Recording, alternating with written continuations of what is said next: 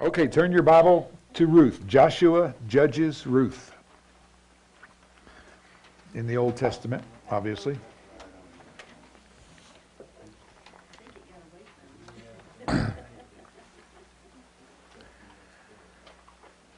I think those of you that I've been with previously when I do a Bible study, I always have the very first week or first session is what I call my donkey work, meaning provide the context for the Bible study that we're about to have.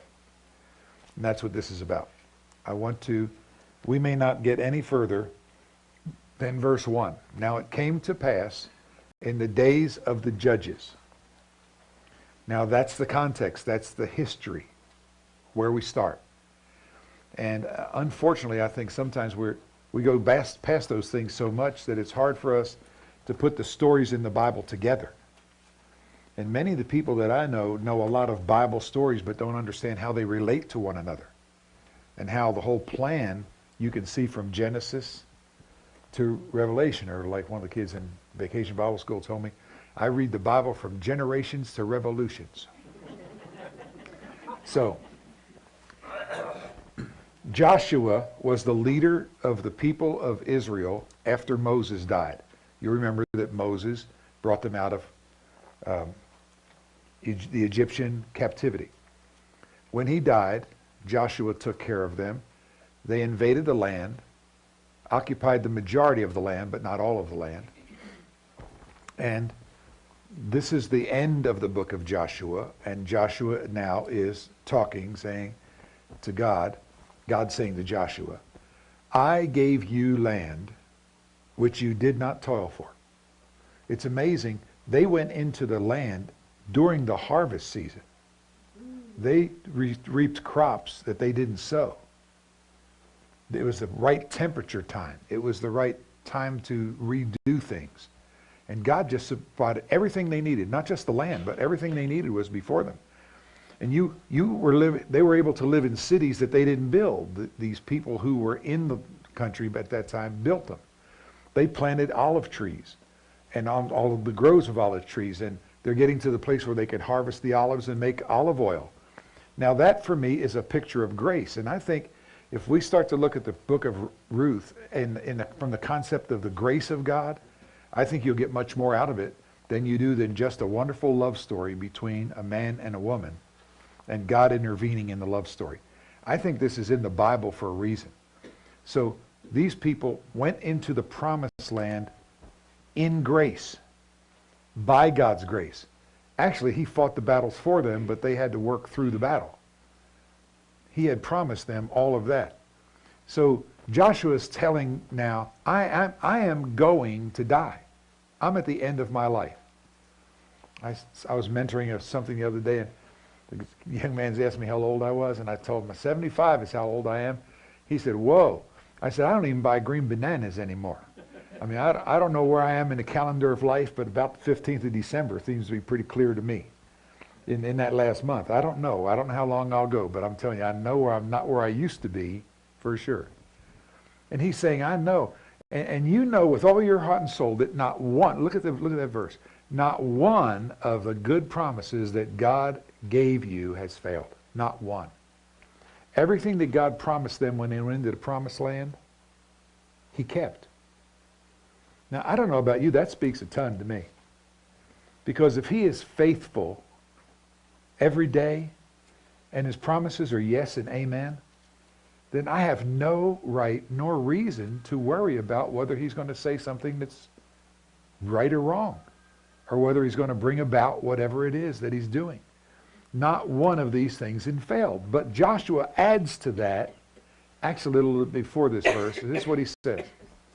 But if you turn away from God and cling to the customs of the survivors of that land, and you intermarry with them, here's a promise also. Your God will no longer drive them out. In other words, you're going to go into a land, you've defeated the land. He said defeat everybody, but they really didn't. And then he said to them, look, these people are still around you, but the law still, here's God's desire for your heart. You stay pure. The minute you stop staying pure, God stops fighting in your stead. and you are left to struggle on your own.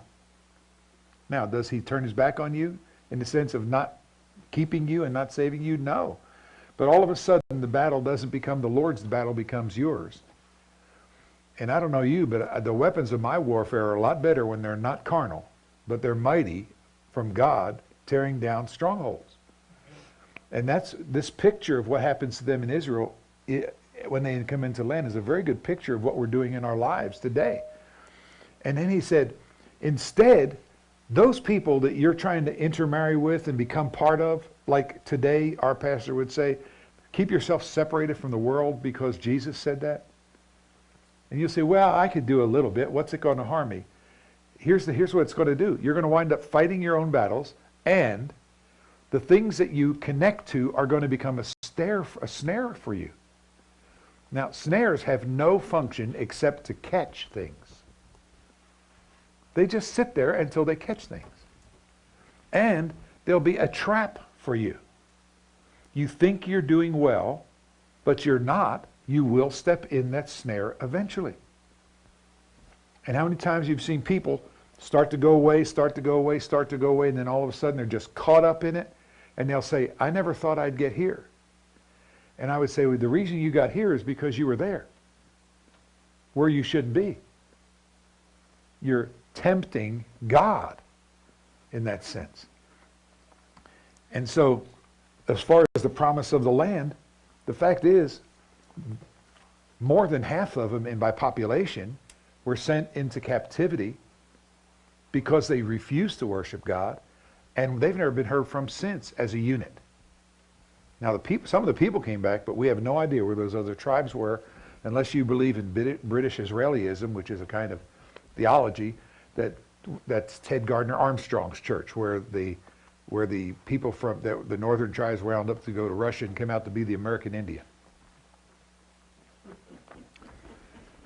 So, what do I do to keep from doing that? And here's my question. Here's my statement that God gives me.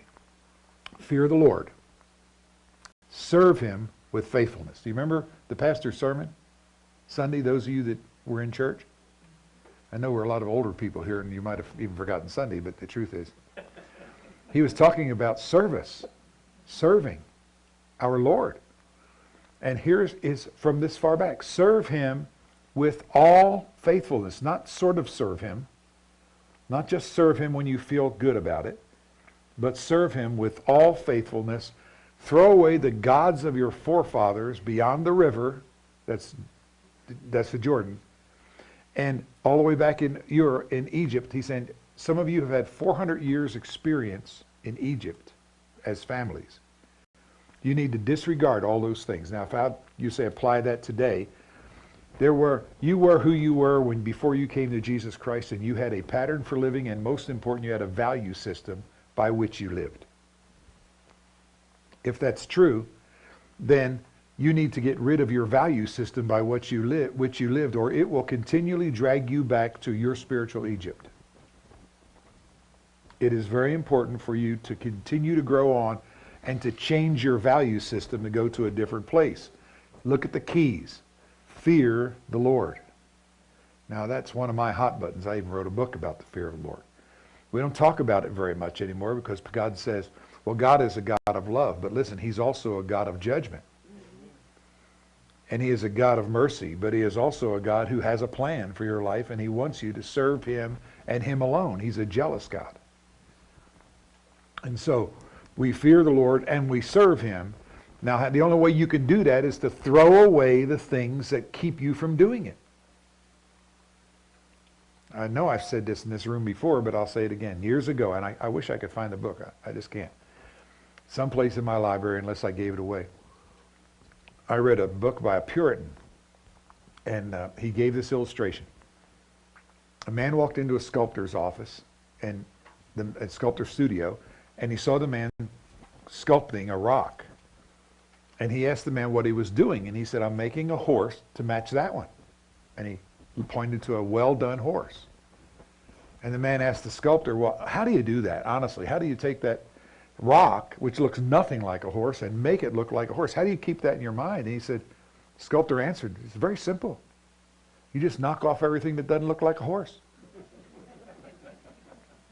Now, that's a bad joke, but it's a great truth. You understand what I'm saying? You know how you become Christ-like? You just let the Holy Spirit knock off everything from your life that doesn't look like Jesus. And you'll come closer than it will be with you out there with a chisel. So I serve the Lord. So if you were here Sunday morning, you remember this phrase. You have to make a choice on whether you're cruising or rowing. We are taught to be servants, under rowers. Huperetes is the word. Hupo is the word for under. Eretes is to row a boat. So you are to be an under rower, and you'll remember in all those pictures that you've seen these people under the ship, under the top deck, rowing, listening to a drum. That's all they're listening to.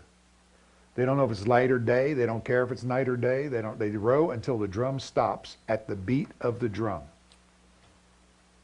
That's what we do. Our chief captain is Jesus.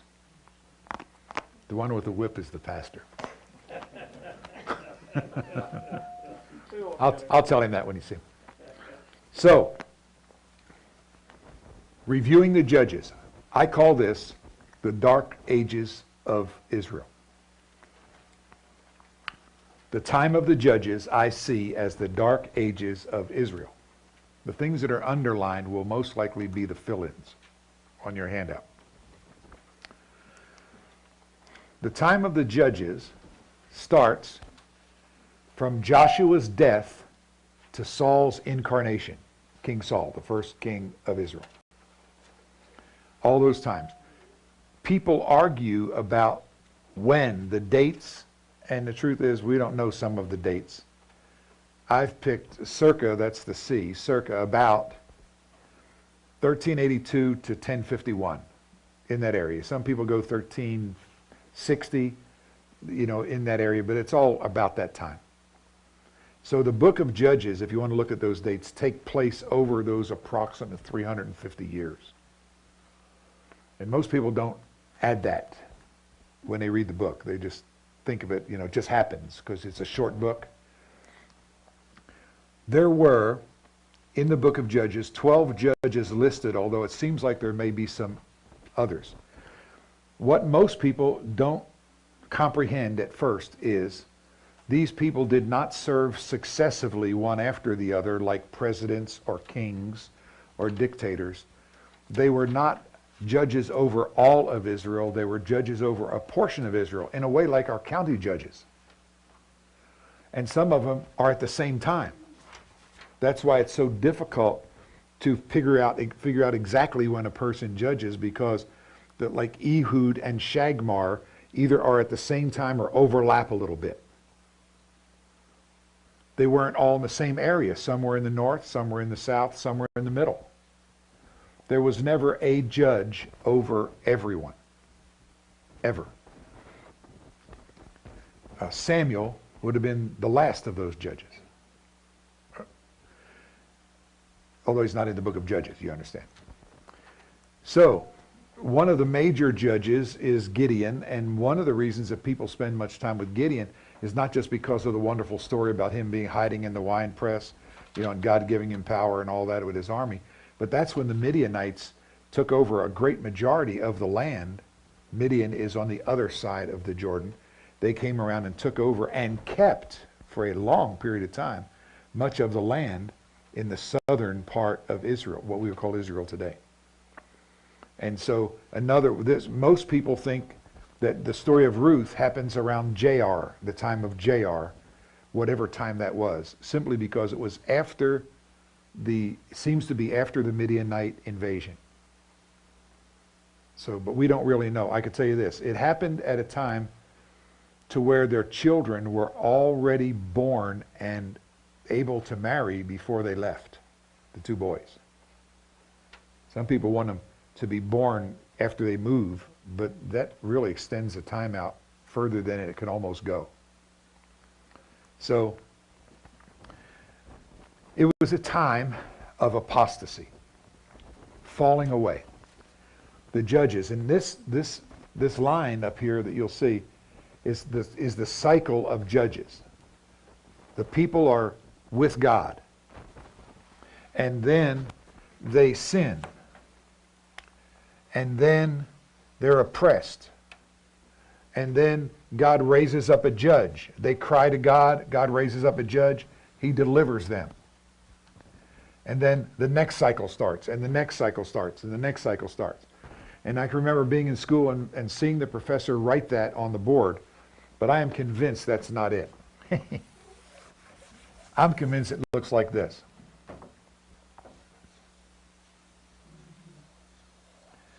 To where this next generation never gets to the mediocrity of the generation before it. And I believe that's a perfect picture of the world we're living in today. We are getting better at everything except morals and following God. We are rising to new lows. Amen. And that's the kind of world that this takes place in. I think that's significant for you to understand, because what you will see is people at this time in Israel who have a form of godliness but deny the power of the godliness. So they look like they're quote unquote religious, and being a religious is a long way from being a Christian. Because you evaluate them by society. See, so if you live in a den of thieves, then the best thieves is the most righteous one. Which is what we're very guilty about in this world today.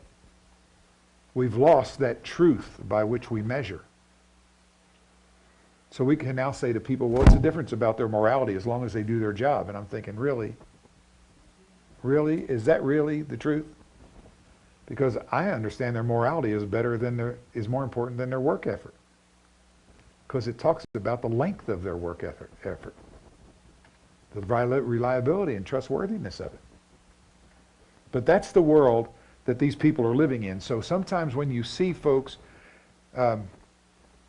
sort of throw stones at those people, understand that many of those people actually thought they were doing what was right, because they did what everybody else did.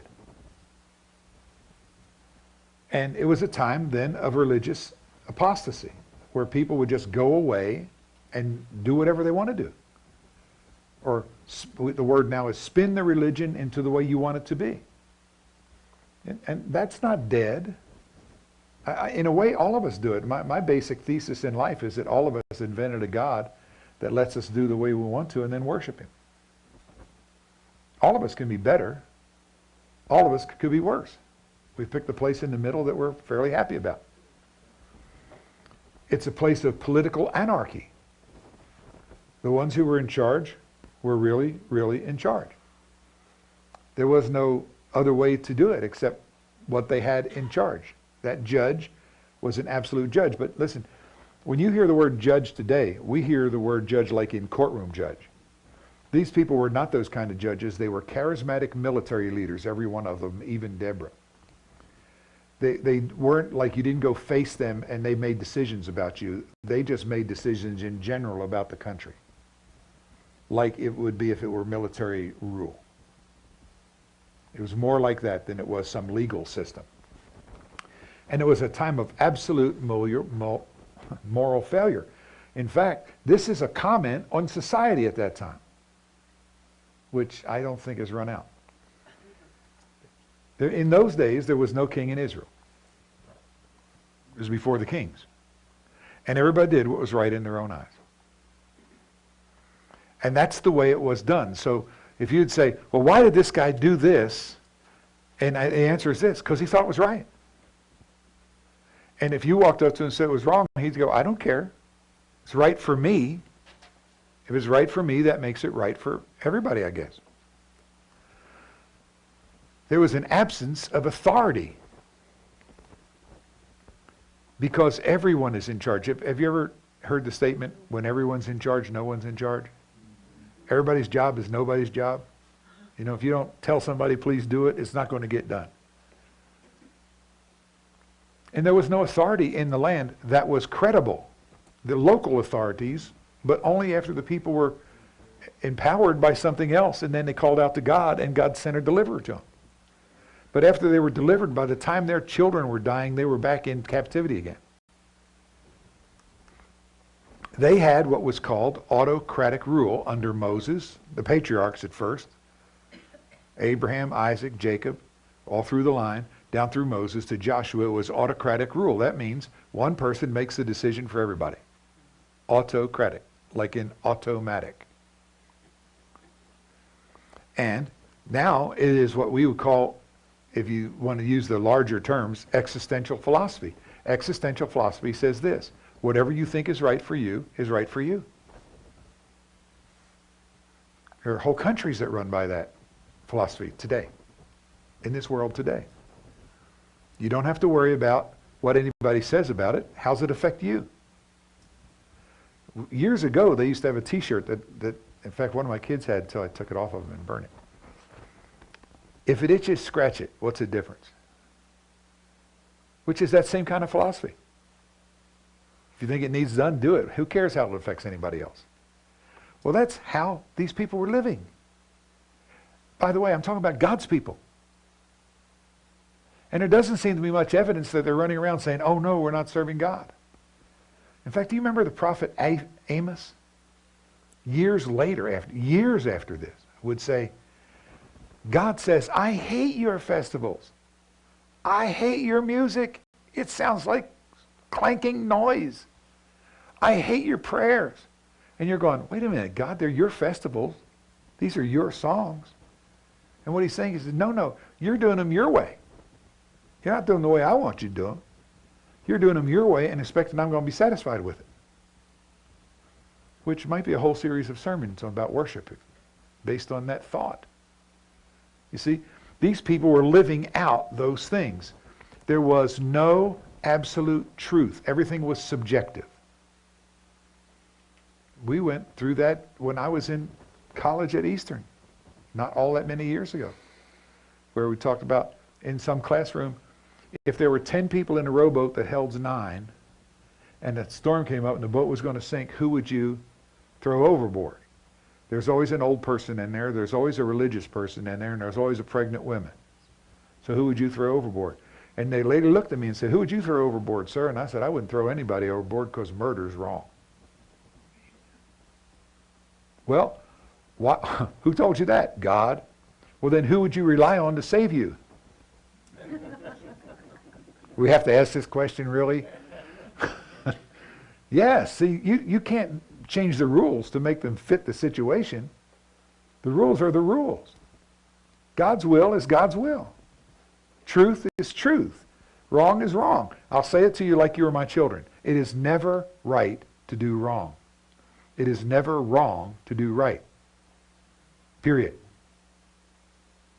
And that's the way I think it's right. If there's no absolute truth, then everything is speculation. Everything depends on how you feel that day. The signs of the times were this. One of the tribes, the smaller tribe of Benjamin, a man was passing through, on his way through that area. He stops in a town square, and he said, this other man walked up to him and said, hey, you can't stay here overnight. These people will hurt you. You need to come to my house. And he goes to the man's house, and all of a sudden people are knocking on the door saying, throw that man out. We want to have homosexual relationships with him. And the man said, don't do that.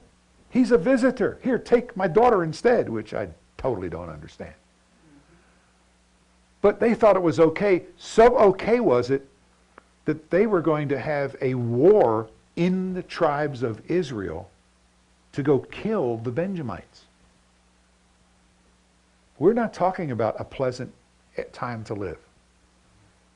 We're talking about a time when things were so morally confused, convoluted would be the better word, that I can understand why people would make some of the decisions they made. These people lived, Ruth and her family were in a place called Bethlehem in Judah.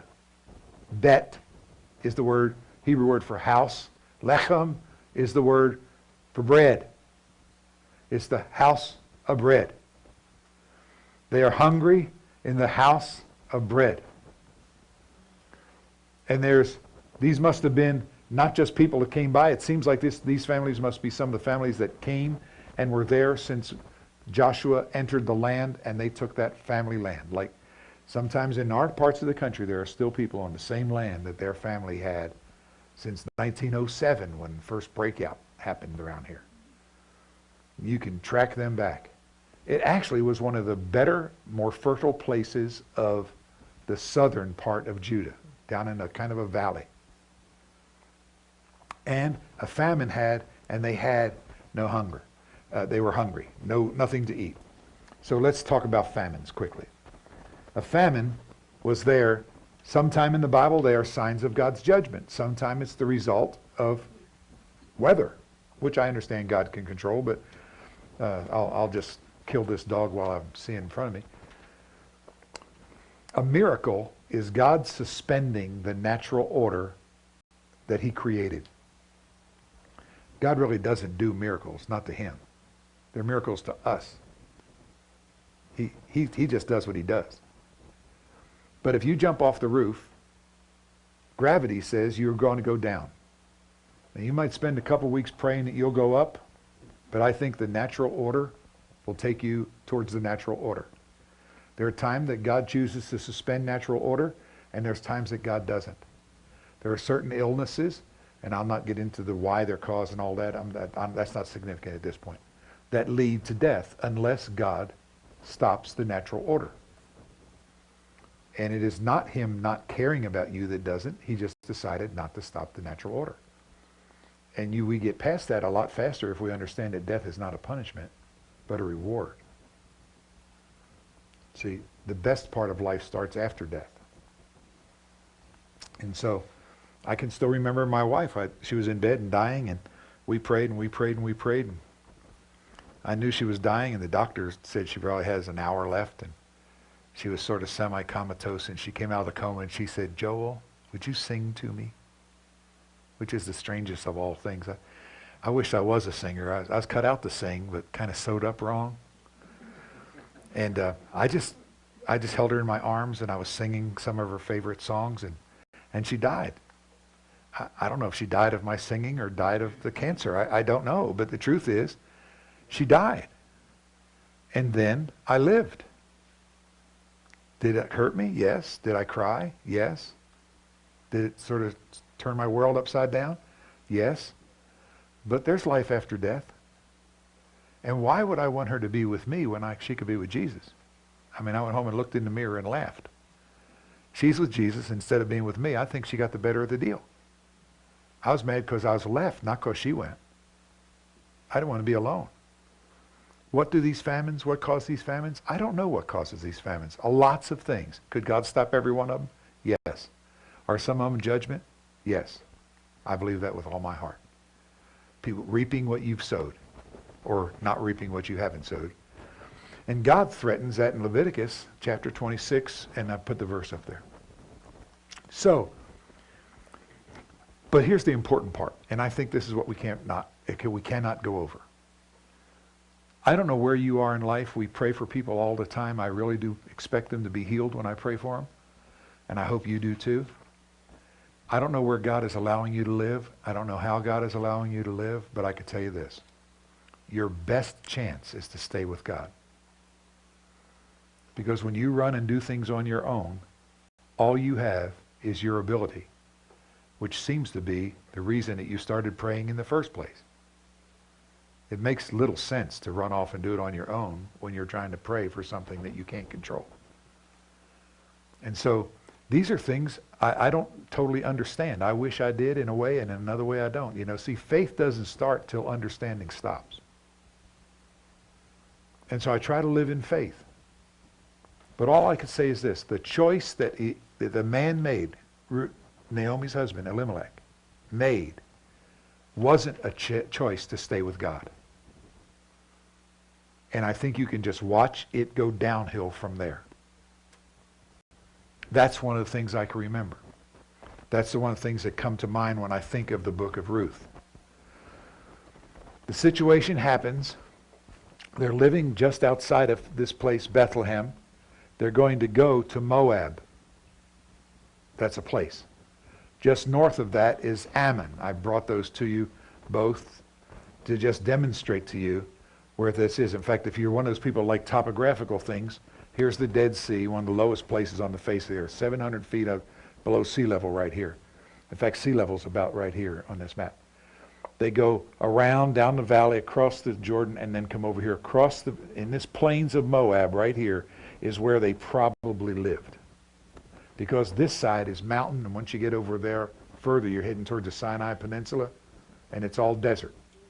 But this is good territory. You remember, further up this valley, this is called the Jordan Rift, further up that valley is when the people came from, coming back from Egypt into the Promised Land. 2.5 tribes got there and said, man, this land is so good, it's perfect for cattle.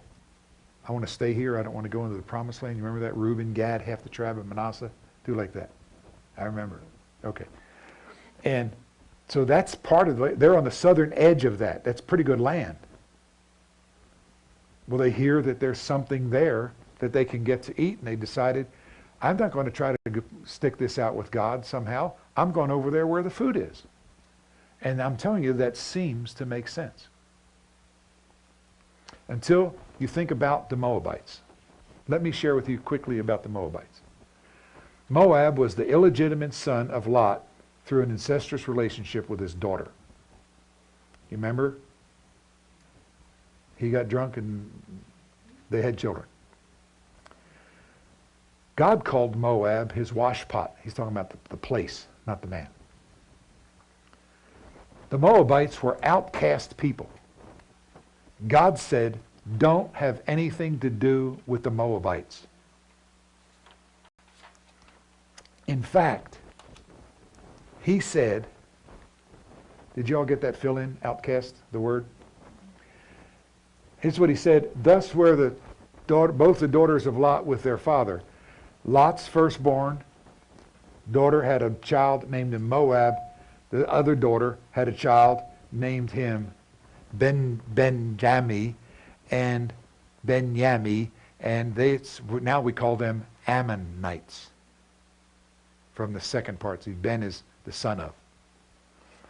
And so those two places that we're talking about, this place called Moab and this place called Aram, those people are related in their origin. And they're both people that were done or the results of an incestuous relationship. That's one of the reasons that it seems to be so crazy that those tribes would want to stay among those people that God said don't have anything to do with, simply because it was better land. Now, I don't know how you're hearing this. I don't. But I can tell you this. There are plenty of times that Satan puts up a really good-looking carrot to try to make me go over to some place where God doesn't want me to go, because the carrots look better there. And I have to be very careful. Still at my age, still at my maturity, I still have to be careful, because Satan's main weapon of warfare is in our minds, and it's called deception. And you, by definition, you can't know when you're deceived. I mean, if you knew you were deceived, I think the right word would be rebellion. And that's a careful thing that we have to do. And so I'm learning. Do you understand there's a grace in God allowing this to happen? There's a definite grace in God allowing this to happen. So what did they do that so offended God besides their birth? They didn't have much to do with that. Well, here's the answer. No Ammonite, nor Moabite, this is Deuteronomy 23, or any of their descendants might enter into the assembly of the Lord. In other words, Moabites were not supposed to be allowed to even come into God's land, let alone into God's family. Now, when you start thinking about Ruth, you are really going to see some grace with Ruth being a Moabite and accepted into God's family. Whoa, that'll let all you non-Jews smile. Even 10 generations from there. For they did not come to meet you with bread and water. The children of Israel were coming out of Egypt. They go up around the bottom of the Dead Sea. They're going towards where they will go across into Jericho. Do you remember that? And they go through the Moabite land, and the Moabites, they said, can we have some water and we'll pay for some grain? And they said, no. We will not help you. And they had to go all the way around the Moabite land, down around to the bottom of the Ammonite land and cut in between before they can go in. And God said, I will remember that. Do not touch my anointed. He said, they didn't do that. And do you remember Balaam and Balak? That's the Moabites. And they deceived the children of Israel into having relationships with the people they shouldn't have relationships. God's got that in his mind. He said, I don't want you near those people. And what did he say concerning the Moabites? Now listen, if in fact these people were original settlers, they would have heard these stories all of their life when they were growing up. Don't tell me they didn't know. I can't believe that. I just can't. So what did he say? However, the Lord your God would not listen to Balaam. Remember, Balaam is over there crying out to God. He wouldn't listen to him, and he turned the curse into a blessing. So don't seek a treaty of friendship with them as long as you live. In other words, these are deceitful people. Not only that, these people worshipped Chemosh. Chemosh is a Babylonian god. They would sacrifice children, their children, to this god. I've got an artist's conception. They found the stone altar, but they've never found the metal part of it. Where the arms are out on a fire, a brass, something made out of brass or bronze or something, and they'd put their child on it, and their children would burn to death, hoping the god, their god, Chemosh, would be pleased. Now, I don't think God's too happy about that. This would be a good time to just use the word abortion. Amen. And in 1 Kings 17, Solomon built a high place for him. One of his wives was from that part of the country that actually worshiped that, and Israeli tax money was used to build something ungodly. That would never happen today, I'm sure. And so this was an abomination of both of them, the Ammonites in both. And this is kind of what he looks like now when you see statues. There's multi-arms, horns like a bull, and always some fire altar. I've seen hundreds of pictures of it. They all sort of look alike, and none of them look exactly alike. So I really don't know what he looks like. So he says to them, 1 Kings, he's talking to Solomon, forasmuch as you have done this, and you have not kept my statutes which I have commanded you, I will rend the kingdom from you. How important was it for God that Solomon would follow what God said, the wisest man supposedly on the face of the earth? He said, listen, you didn't follow what I said, and you are going to lose your kingdom. This is serious to God. And if I could just be serious for a moment, the commandments he's given to us in this wonderful book, and the commandments he's given you personally and privately out there in the middle of your yard looking at the sky, are very important to him. And when you turn your back on them, do not be surprised when he allows you to be chastened because of your decisions. Now, I'm not talking about an unloving God. I'm talking about a God who is so holy, he'd have to backslide to live with most of us. Because somehow we say, well, that's important and that's not. This is important and this isn't. I have no idea why this came in my mind, but I'll tell you. Years ago, I was in high school. And I didn't know they had school back then, but they did. They were carrying them rocks to school hard, I'll say. I worked in a riding stable, preparing horses for people who would ride through Wissahickon Park in Philadelphia. And when I went there, this old man said, one of the most important thing we were putting on the saddle are two: the saddle blanket and the cinch. Don't put the saddle blanket on wrong. Don't put the cinch on loose. Got it. Well, I was doing that real well until this pretty good-looking girl came along. And I was going to impress her with how good I could do this. So I grabbed the saddle one-handed, threw it up there, and at the same time put the saddle blanket on with the other hand, not realizing that part of it was bent back. And I cinched that saddle up real good. And I got on it to ride it out of the barn to bring it to her. And that horse didn't like that saddle blanket poking in itself and knocked me off over in a somersault, and I fell at that girl's feet. And I'm looking up and she says, how long have you been doing this? There's something when you disobey the basic rules, you are going to pay the price. And so that's what this is about, not saddle blankets. But listen, somebody read Psalm 1:1. Open your Bible and read Psalm 1:1 quickly for me. Just get it and read it. Blessed is he who walketh not in the counsel of the ungodly. Now, do you think that's just there to take up the space so you didn't start on 2? Do you understand? Blessed is not the word necessarily that God drops blessings on you. He's talking about happy. Blessed is the people who will not walk in the counsel of the ungodly, nor sitteth in the seat of the scornful. Whoa.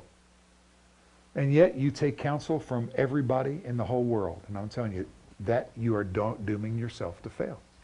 You're going to wind up building a statue to something. Not only that, read James 1:8 says, a double-minded man is unstable in all of his ways. You know, for years I read that a double-minded man is unstable in the area in which he's double-minded. But that's not what it says. It says a double-minded man is unstable in all his ways. Solomon was a double-minded man. He had part of his mind on God, part of his mind on skirts. And that was his problem, and he was unstable in everything, including his worship with God. You can't walk on both sides of the fence. Well, you can until you come to the fence post. Then you make a decision or you are going to get hurt. That's as simple as that. And what we're going to see in Ruth is someone who I think is not thinking the thing through, choosing that which he is told not to do, and watching what happens because of that. So here's some fill-ins for you. Unbelief. Unbelief or running from God. Let me give you my definition for unbelief. I believe there are 2 words that are similar but opposite. One is unbelief, the other is disbelief. Disbelief is when you do not believe something because you know it's true. The truth that you're saying, you know it is. Like, for instance, I can say, I weigh 10 pounds. Anybody here believe that? No. So you disbelieve it. Unbelief is when you refuse to act on something that you know is true. Like, oh, it's not going to hurt me. It'll be okay. I know it's true. I don't doubt it's true, but it's not. I doubt the veracity of whoever said don't do that or don't use that. So you sit in a chair, you know that it's going to hold you, so you sit down in the chair. You don't even think about it. Until you get to be pretty much weight and a lot of weight on your body, I promise. Then you start looking at the chairs you're sitting in. You go to someone's house, say, we have antiques. I say, do you have a crate? I don't want to sit in your antique because I'll be the one that breaks your antique. So there are things that control your life. So look, the time, what was happening, the time gave him opportunity to choose wrong. What was happening at the time? There was a famine. Exactly right. The time gave him an opportunity to choose to unbelieve. In other words, the circumstance seemed to change the situation that what God said didn't seem to matter. You know that's as old as the garden? Eve looks at the tree and it was what? It was beautiful. It was good to eat, pleasant to the eye. You think some old passion fruit that looked so ugly would have been up on the thing where she didn't want it? No. Do you think Satan's going to tempt you with things that are ugly? No. He's going to tempt you with whatever you think is good, whatever you think is beautiful, whatever you think is desirable. And that's where we'll fall. And we have to be careful that we're in a time, like you're in a time when a lot is going on in your life. You've moved, you've traveled long distance, you're having financial problems, things like that.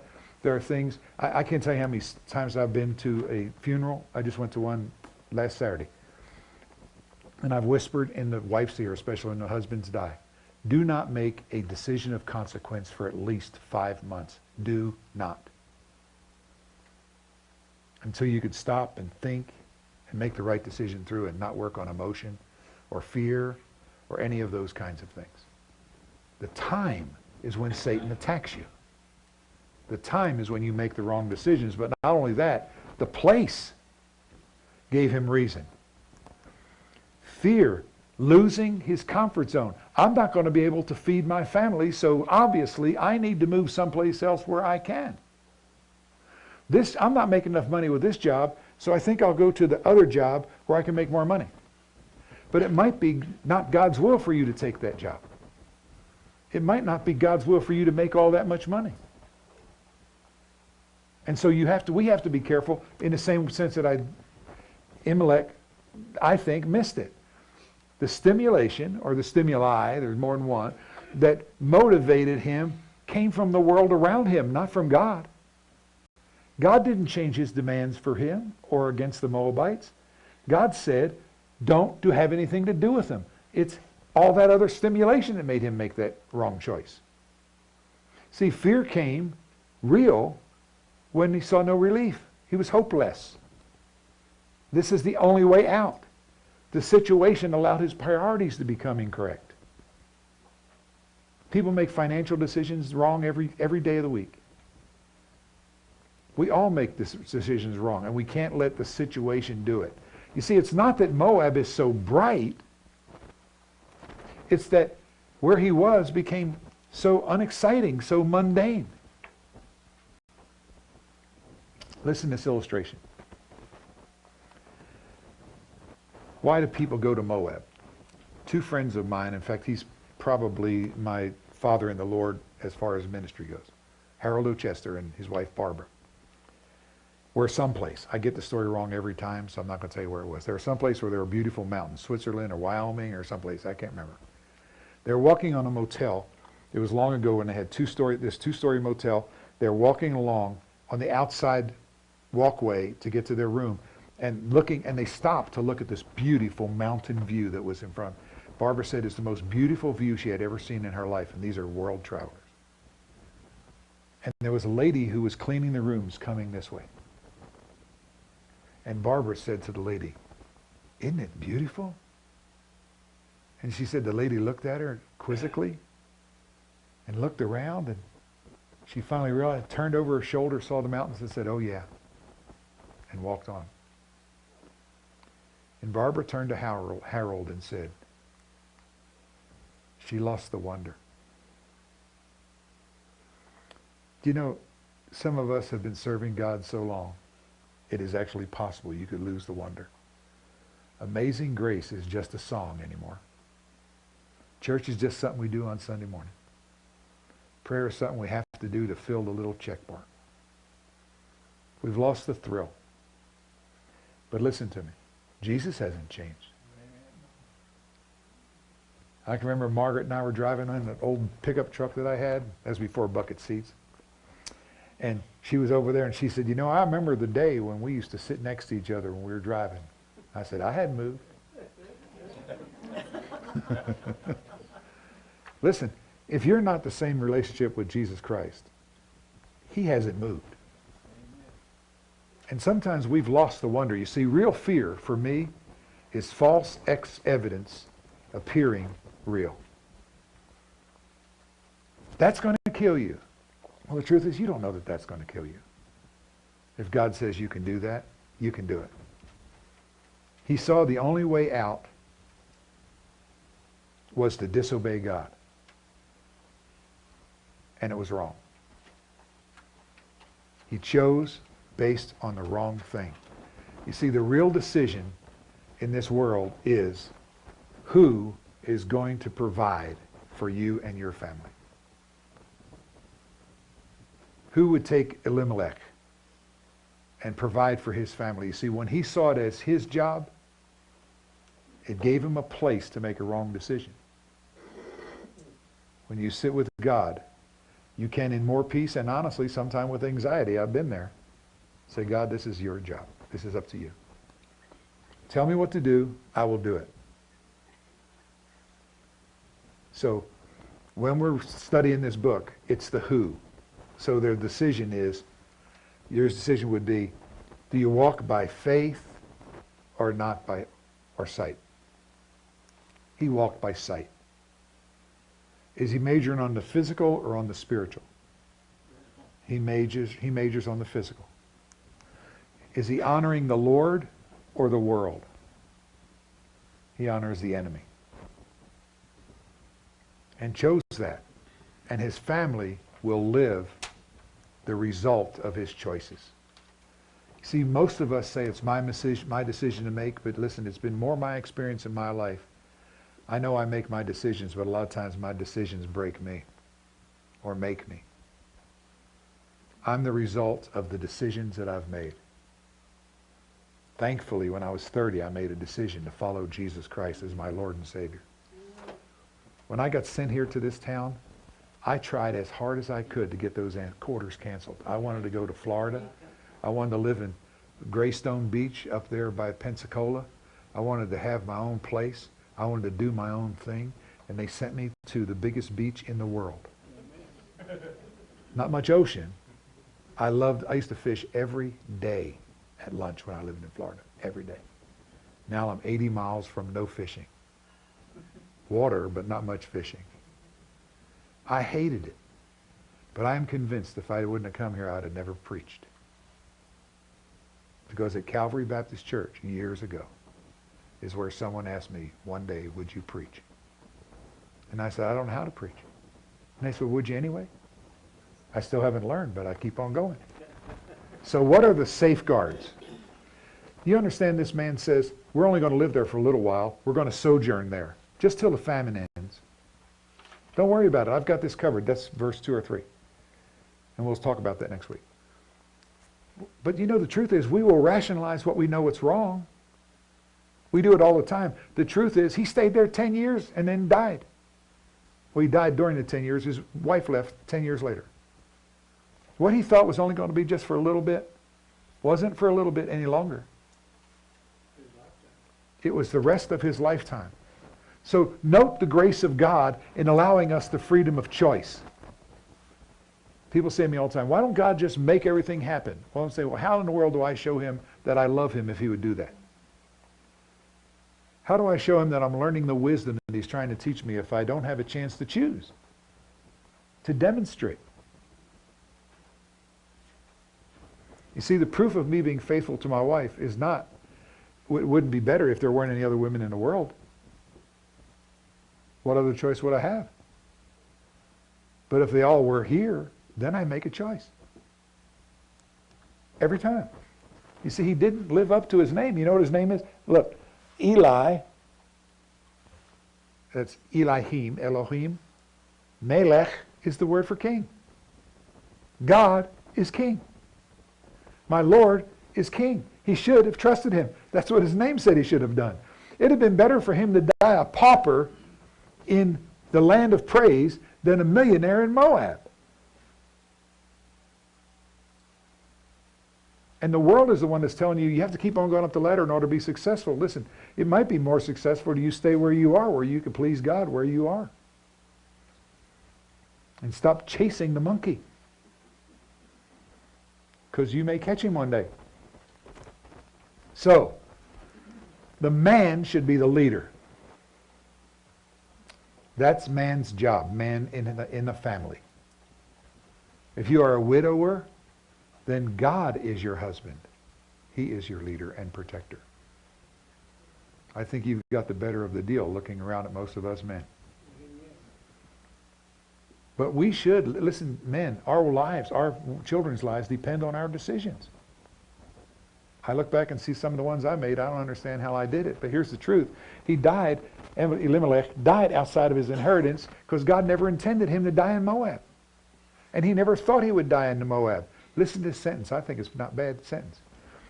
Not only is sin the strength of death, that's what death comes from, but it's also the death of strength. You sin enough, you will not have strength in the Lord to make the decisions that you're supposed to make. You'll start to rely more and more and more on the place and the situation. In fact, my final analysis is this. Elimelech lost his wife while he was looking for a livelihood. And he found a grave when he was looking for a home.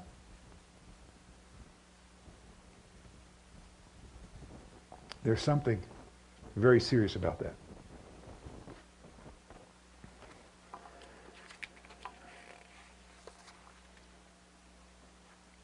So, he had 2 sons. I'm hurrying, I'm sorry. He had 2 sons, and he took them with him where they couldn't marry anybody in the faith. There weren't Jews where he went.